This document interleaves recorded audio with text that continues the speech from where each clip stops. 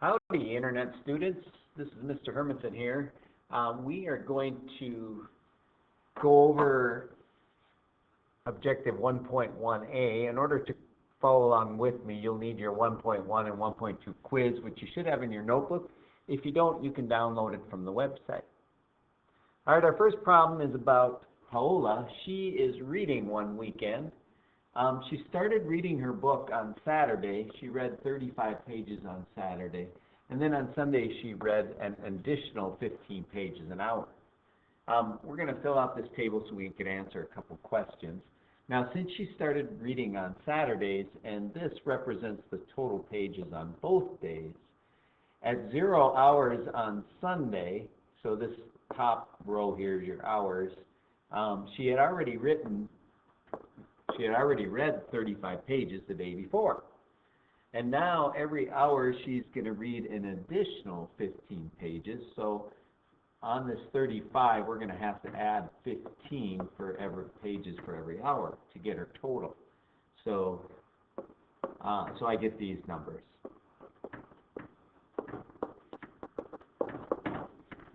All right, now question 1 says how many total pages of the book had Paola read on both days. That we can get this from our table after reading for 4 hours on Sunday, so we want that spot right there. So 95 pages is the correct answer for this. Now the equation for this relationship that relates the total pages T and the number of hours she read on Sunday H is whatever we go up by each hour, that's the number we're going to multiply by, because we need to have that number for every hour she read. So our equation will look like this. The total pages is equal to 15 times the number of hours.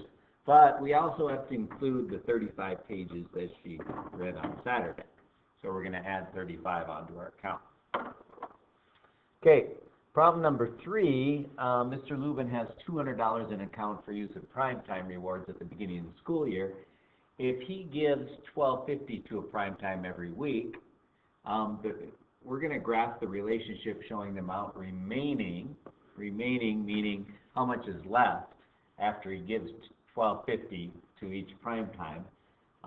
And we're going to do that for the first 8 weeks. So I'm going to make a little chart here, and I'm going to put the weeks in one column, and I'm going to go to 8 on that for that number. And then I'm going to have the amount of money left, so the remaining amount,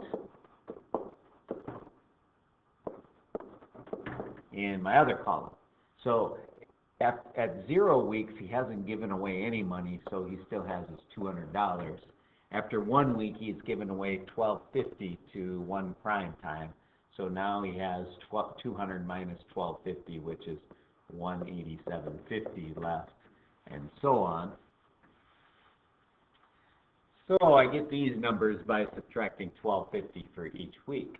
Now, to make the graph for this, almost always your time goes on the x-axis. So I'm going to put my weeks down here, and I'm going to have my weeks go from 0 to 8. And that'll look like that. And then on the y-axis, that's the remaining amount. I need to get to at least 200 for that amount. So to do that, what I do usually is count how many lines I have. There's 3, 4, 5, 6, 7, 8, 9, 10. Looks like I have 10 numbers, and I need to get to 200. So it makes sense that I go up by 20s for the amount remaining. And that'll look like this.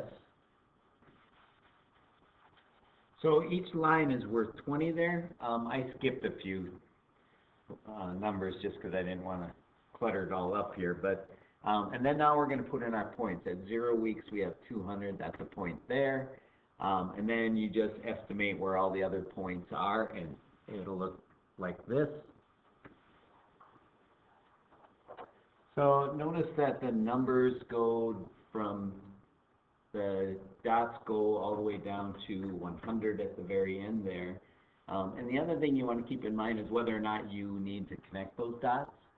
Since Mr. Lubin is giving away $12.50 once a time every at the end of every week. He's not continually giving out money all the way along the way. It's not a continuous situation. We're not going to connect the dots in this case. All right? And then this last problem here, it says a pool is filled with 1,500 gallons of water. Every hour, 75 gallons of water are drained, so we're taking out 75 gallons. Diego uses the equation P, which stands for the amount of water equals 1,500 minus 75 times G. Okay? What we want to know in the equation, Diego either adds negative 75G or subtracts 75. What does the negative sign or subtraction sign indicate about the situation? Well, whenever you have a negative in front of the number you're multiplying by, that tells you that it's a decreasing situation, that the numbers are going to go down.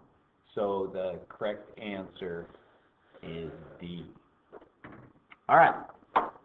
So hopefully that helped you a little bit, and good luck on your retake or your test.